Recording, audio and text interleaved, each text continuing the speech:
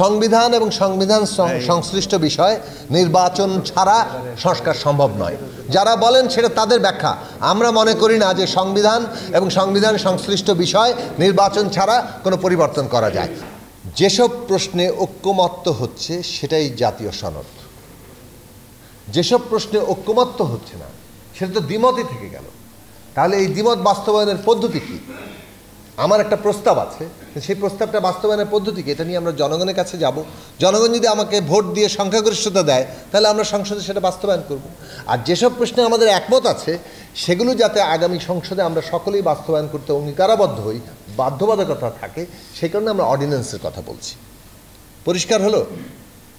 তাহলে ঐক্যমত্য আর দ্বিমত দুটার মধ্যে ঐক্যমত্যটা বাস্তবায়িত হবে। দ্বিমত যদি যে জনগণ যাকে সংখ্যাগরিষ্ঠতা দেবে সে তার প্রস্তাব বাস্তবায়ন করবে। এখন আমাদের একটা প্রস্তাব আছে, যেমন ধরুন সংখ্যানুপাতিকের নির্বাচন কিংবা যে কোনো বিষয়, এই যে সাংবিধানিক কমিশনের মাধ্যমে সাংবিধানিক পদগুলোতে নিয়োগ। এখন যদি ঐক্যমত্য কোথাও বিষয়ে যদি তৈরি না হয় তাহলে আমরা আমাদের নির্বাচনী ম্যানিফেস্টোতে এটা সামনে নিয়ে জনগণের কাছে যাব। জনগণ যদি মনে করেন যে এটা বাস্তবায়ন করার জন্য আমাদেরকে ভোট দিয়ে বিজয়ী করবেন তাহলে সেটা সংসদে হবে। এটা তো অন্য কোনো প্রক্রিয়া নেই। আরেকটা হচ্ছে জনগণের আন্দোলনের মধ্য দিয়ে করা, অভ্যুত্থান বিপ্লবের মধ্য দিয়ে করা, সেটা তো পথ হিসেবে সবসময় খোলা আছে। তাহলে আমরা এই দুটো পদ্ধতির জায়গায় বলেছি। আর বলেছি যে সংস্কার পরিষদ করতে হবে কিংবা সংস্কার সভা করতে হবে জনগণের ম্যান্ডেট নেওয়ার জন্য। 25 বছরের ওয়ারেন্টিযুক্ত দীর্ঘস্থায়ী দরজা প্রোটেক্টর, আধুনিক ও মজবুত দরজা। এখন কেউ বলছে যে আগে পরের বিষয়ে, কিন্তু আগে বলছি যে সংবিধান এবং সংবিধান সংক্রান্ত সংশ্লিষ্ট বিষয়গুলো আগে করার সুযোগ নেই। এটা জনগণের ম্যান্ডেট এবং মানে একটা সংসদ ছাড়া আপনি সংবিধান বদলাতে পারবেন না। সংবিধান এবং সংবিধান সংশ্লিষ্টের বাইরে অন্যান্য প্রশাসনিক যে বিষয়গুলো আছে সেইগুলো আপনার এই অন্তর্বর্তী সরকারি নির্বাহী আদেশে করতে পারে, পরবর্তী সংসদ এবং সরকার সেগুলোকে র্যাটিফাই করবে। আর আমাদের যে বলেন যেটা বললেন যে প্রধানমন্ত্রীর মেয়াদ, এখন ধরুন 2 বারের বেশি প্রধানমন্ত্রী কেউ হতে পারবেন না, এরকমভাবে আমরা আমাদের নিজস্ব রাজনৈতিক প্রস্তাব এবং এর মধ্যে এটা ছিল। কাজে এখানে যখন এই প্রস্তাব এসছে আমরা এটা সমর্থন করছি। কিন্তু এটা ভিন্ন প্রস্তাব আছে যে 2 বার পরপর 2 বারের বেশি কেউ হতে পারবেন না। পরপর 2 বারের বেশি কেউ হতে পারবেন না মানে হচ্ছে পরপর 2 বার হয়ে প্লাস একটা শূন্য, আবার তৃতীয়বারের মতো হতে পারবেন। তবে তৃতীয় রেস্ট নিয়ে তৃতীয় চতুর্থ হতে পারবে। রেস্ট নিয়ে কথাটা মানে একবার বাদ দিয়ে বিরতি দিয়ে পরপর 2 বার এবং বিরতি দিয়ে আরও একবার, 3 বার পর্যন্ত একটা আলোচনা চলছে। যে কোনো বিষয়েই কনসেনসাস হচ্ছে আমাদের পদ্ধতি। এখন কনসেনসাস হলে সেটা কনসেনসাসে যাবে, আর কনসেনসাস যদি না হয় তাহলে সে বিষয়ে জনগণের কাছে যাবে। এই পদ্ধতি আমরা বলছি।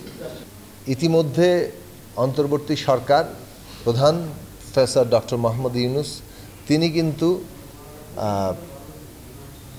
আমাদেরকে একটা প্রাথমিক টাইমলাইন দিয়েছেন যে নির্বাচন ডিসেম্বর থেকে 26শে জুনের মধ্যে অনুষ্ঠিত হবে, এবং অন্যান্য উপদেষ্টারাও বেশ রিপিটেডলি বলেছেন যে এই সময়ের বাইরে তারা যাচ্ছেন না।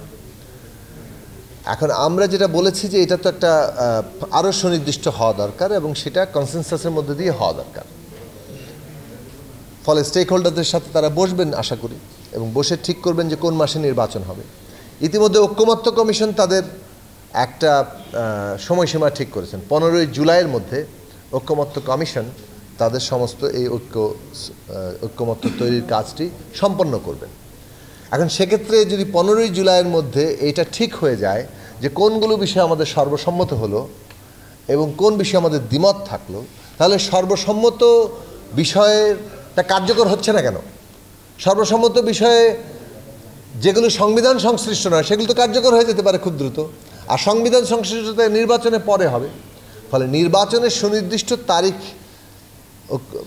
অন্তর্বর্তী সরকার ঘোষণা করবেন, এবং সেই ঘোষণাটা আসলে মানে যদি তারা কথার কথা যে তাদের আর্লিয়েস্ট টাইম ডিসেম্বরের পরে নিতে হয়, তাহলে কেন তারা ডিসেম্বরের পরে নেবেন সেটা তো আমাদেরকে পরিষ্কার করতে হবে, জানাতে হবে। তারা কারণ ব্যাখ্যা করবেন যে এই কারণে ডিসেম্বরের পরে নিতে হচ্ছে এবং এটা সময় তাদের লাগছে। আমরা দেখতে পাচ্ছি 15ই জুলাইয়ের মধ্যেই মোটামুটিভাবে সর্বসম্মত এবং দ্বিমত এই বিষয়টা নির্ধারিত হয়ে যাচ্ছে।